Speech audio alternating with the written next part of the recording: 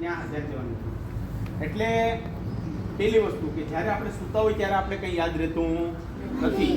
તો સવારમાં ઉઠીએ ત્યારે સૌ પ્રથમ આપણે ઉઠીએ ત્યારે તમામ બુદ્ધિ આપણે યાદ આવી જાય કે નહીં? કાલે હું હતું, કાલે આપણે સાહેબે લેસન શું આપ્યું, આજે આપણે કેટલા વાગે ભણવા જવાનું છે, કયું ગૃહ કાર્ય કરવાનું છે, બધું યાદ આવી જાય. આનું કારણ આને કહેવાય બુદ્ધિ, બુદ્ધિને કહેવાય સ્મૃતિ. આ કોણ આપનાર છે? ભગવાન. કોણ આપનાર છે? ભગવાન. આ ભગવાન આપણે આપે તો આપણે ભગવાનનો ઉપકાર માનવો જોઈએ.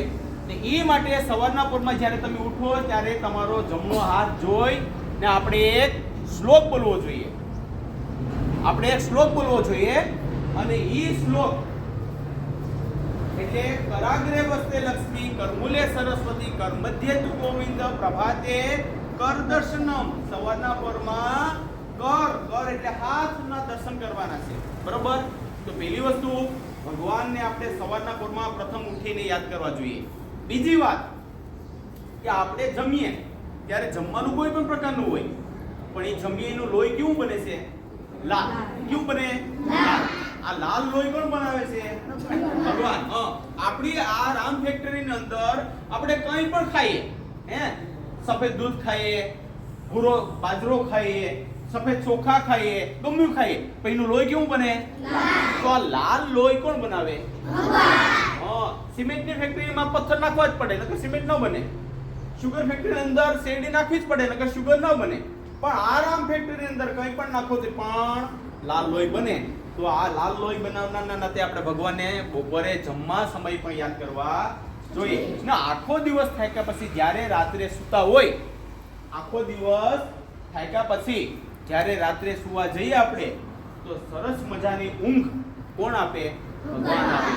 જો ઊંઘ ન આવે, જો ઘણા એવા વ્યક્તિઓ કે ઊંઘ ન આવતી હોય એને કારણે થાકી જાય અને સુસાઇડ પણ કરી લે. પણ કુદરત આપણે ઊંઘ આપતો રહેલો છે, જેને કારણે માં જગદંબાનો હુફાળો હાથ આપણી ઉપર ફરે, આપણે સૂઈ જઈએ, કંઈ યાદ નથી રહેતું. આ માટે પણ આપણે ભગવાનને યાદ કરવા જોઈએ. તો સૂઈને ઉઠતા સમય યાદ કરવા જોઈએ કે પહેલા યાદ કરી લેવા જોઈએ? એ પહેલા યાદ કરી લેવા જોઈએ, જેથી આપણે સાંજે સુવા ટાણે ભગવાનને કૃષ્ણાય વાસુદેવાય હરિયે પરમાત્મને પ્रणतकलेशनाशाय ગોવિંદાયો નમો નમો. આ આખો શ્લોક છે એ આધારે ભગવાનને યાદ કરવા જોઈએ. તો ભગવાનને આખા દિવસમાં કેટલી વખત યાદ કરવા જોઈએ? કેટલી વખત? સવારમાં ઉઠતી વખતે, જમતી વખતે અને સૂતી વખતે. આ જીવનમાં સદા યાદ રાખવાનું. બરોબર? હવે ભઈલા જ્યારે